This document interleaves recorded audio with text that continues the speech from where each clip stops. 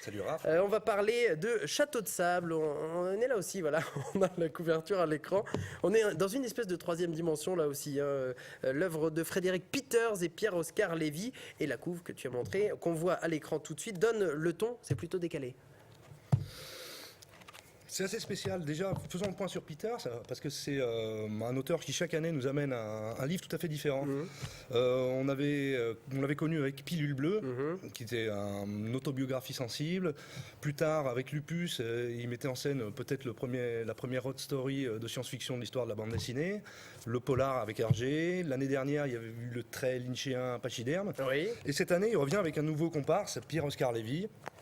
Et toujours fidèle à sa maison d'édition de ses débuts, à Trabille, comme quoi on peut commencer à avoir une notoriété et rester fidèle à un éditeur indépendant et ne pas répondre forcément aux chants des sirènes. L'histoire en quelques bulles, Fred. Donc c'est le premier scénar de Pierre-Oscar Lévy, on va l'appeler Paul.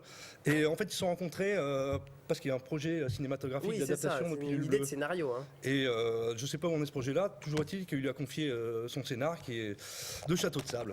Alors Château de Sable, ça commence sur une plage. Voilà. Il se passe des choses à Vertolaye, une plage à Vertolaye, et il se passe des choses un peu particulières sur cette plage, Fred.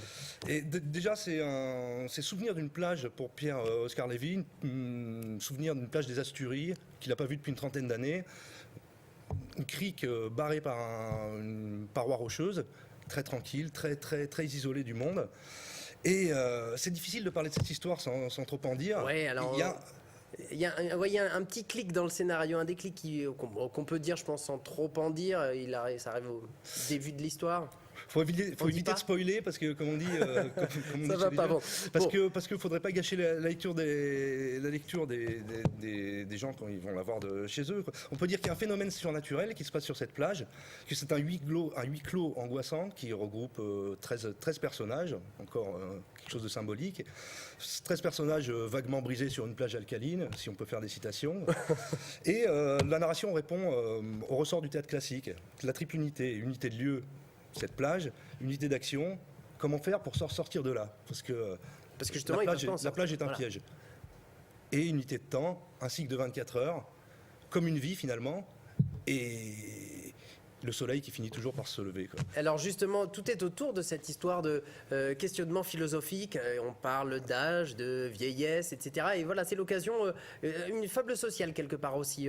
On développe beaucoup de questionnements autour de, voilà, c'est ça, des relations des hommes entre les autres, les uns entre les autres. Oui, questionnement qui doit avoir lieu assez rapidement là, en l'occurrence. Oui.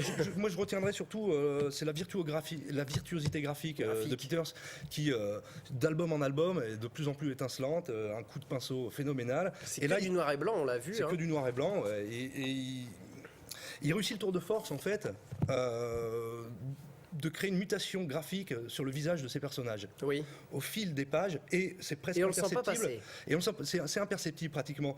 Et c'est aussi le fond, c'est le sujet.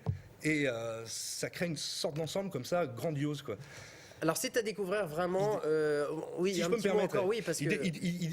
il demeure quand même un petit problème à cette histoire, parce que le phénomène surnaturel, finalement, au final, n'est pas expliqué. Oui. Donc il y a peut-être plusieurs explications à ce manque d'explications. Qu'est-ce que c'est, une porte ouverte sur une suite ? A priori, c'est un one-shot. Hein. C'est un one-shot. Et je verrais mal une continuité à cette histoire qui tient toute seule. C'est l'incapacité des auteurs à donner une suite cohérente et qui sera à la hauteur du récit. Ou alors, est-ce qu'on parlait de philosophie ? Est-ce qu'il y a un postulat philosophique sur, on termine là-dessus, Fred, sur la phénoménologie ? C'est-à-dire, un phénomène n'existe qu'en fonction fonction des représentations des êtres qui le vivent. Et qui échappe par essence à toute explication.